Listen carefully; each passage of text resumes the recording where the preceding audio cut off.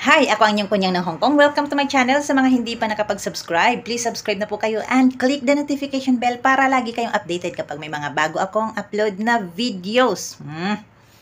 May nagtanong, Ma'am, na-terminate ka na ba? Anong rason? Ay, ang daming itanong pero yan ang naisip itanong ng ating kabayan. Pero yes po, na-terminate na po ako. But in good reason.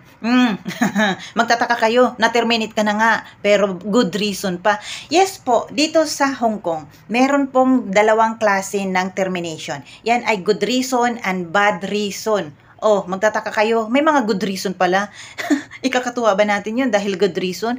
Yes, for me, kapag i-terminate ka in good reason, ay hindi ka magkakaproblema sa immigration kapag i-terminate ka ni employer. Na-terminate po ako ni employer, isa po sa good reason ay ang relocation dahil si employer ay nag-decide na manirahan na silang pamilya sa Australia. Kaya sa mga bago, may ano na ako nito, may vlog na ako dito kung bakit ako na-terminate. Pero dahil marami pa rin sa inyo mga baguhan dito sa aking YouTube channel, sa aking page, na-terminate ako kasi nga, doon na nanirahan. 1 year na nga more than 1 year na nanirahan ang aking employer sa Australia. Pero this coming May, pupunta sila dito for vacation. Dito sila titira. 2 weeks sila dito titira sa bahay ni employer.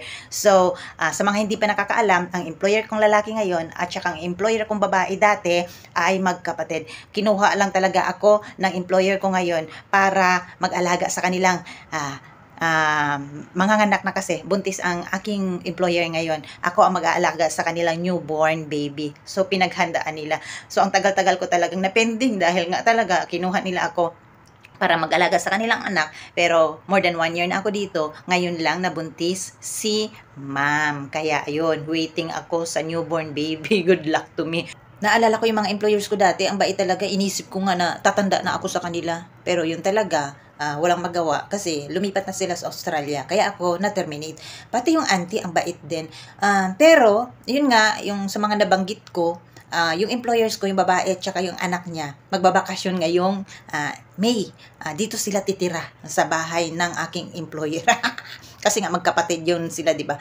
So, magkikita rin kami. Excited na rin ako na magkita kami uli ng mag-amo, pati yung alaga ko. Dalaga na yung alaga ko, guys. So, excited ako. So, pag-uusapan natin ang tatlong rason. Top 3 ko ha, ito lang para sa akin. Maraming reason, maraming good reason for termination. Pero ito ang napili ko na top 3 na talagang katanggap-tanggap na good reason. Magtataka kayo, na-terminate na nga, good reason pa. Pag-uusapan natin itong mga top 3 ko na nilista for yung mga good reason for termination.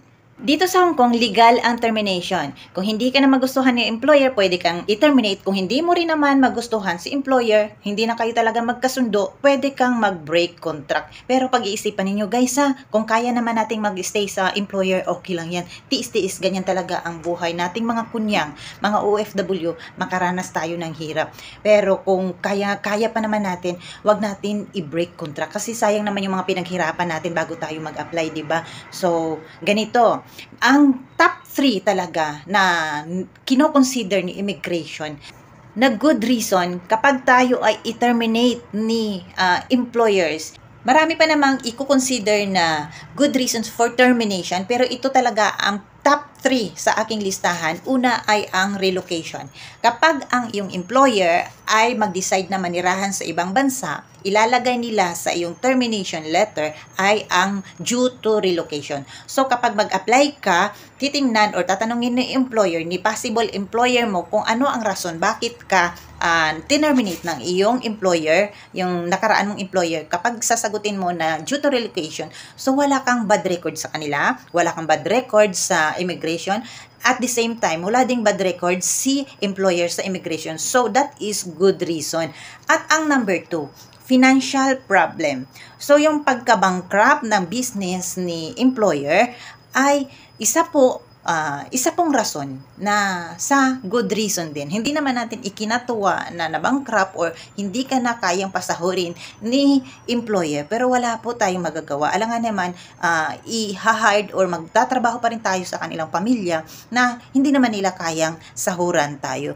So, ilalagay nila or puputulin nila ang iyong kontrata, i-terminate ka nila due to financial problem. Ang hirap naman din guys, magtatrabaho ka or papatrabahuin ka nila tapos hindi ka naman nila kayang pasahurin. So, mag-decide na si employer na puputulin ang iyong kontrata. So, yun po ang pangalawa, financial problem or bankruptcy.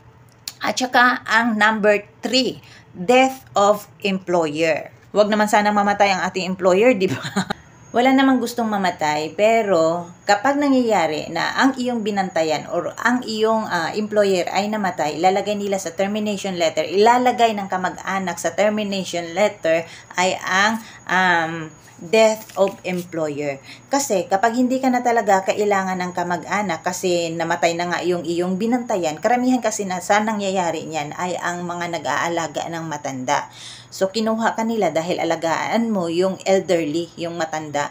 Tapos, kapag hindi ka na kailangan talaga doon, puputulin na ng kamag-anak ang iyong kontrata. Kaya, yun ang ilalagay nila sa termination letter. So, yun po yung mga good reason of termination.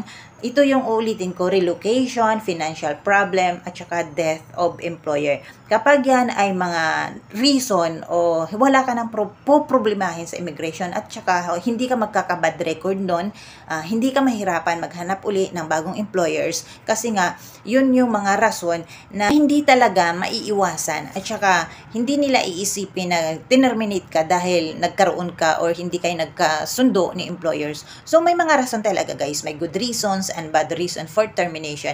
So kapag isa dyan ang mga rason, bakit ka na-terminate at mag-decide ka na maghanap uli ng panibagong employer, hindi ka mahirapan na mag-apply dahil ang mga employers or yung mga possible employers ay hindi na magdadalawang isip na i-hire kanila. Advice ko sa lahat ng mga ma-terminate or yung mga nagpaplano na magbigay ng kanilang 1-month notice sa kanilang mga employers, i-terminate ang inyong mga kontrata, gamitin ninyo ang isang buwan ninyo na pag-stay dito sa Hong Kong kasi meron ka pa namang chance, marami pang panahon yan guys, maraming araw pa yan.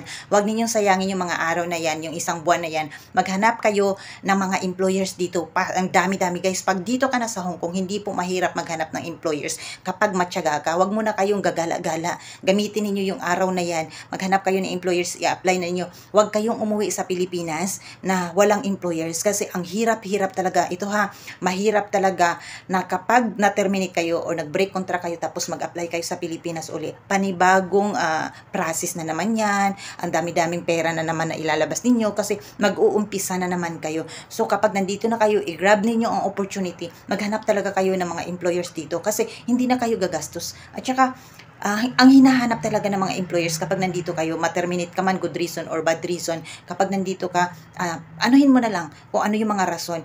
Hindi ka talaga mahirapan kasi mas gusto nila na maghanap yung mga nandito na kasi less gastos din yan sa kanila. So good luck sa lahat ng ma-terminate or mga nag-a-apply dito. Hindi ko naman iniisip na ma-terminate kayo or magbibigay kayo ng mga break contract kaagad ninyo. Pero hanggat maaari, huwag kayo mag-break contract. Kayanin natin yung mga hirap na pagdadaanan natin bilang isang OFW. Good luck sa lahat and thank you for watching. Paki-share po ninyo ang video ito kung makatulong naman sa inyo. Bye!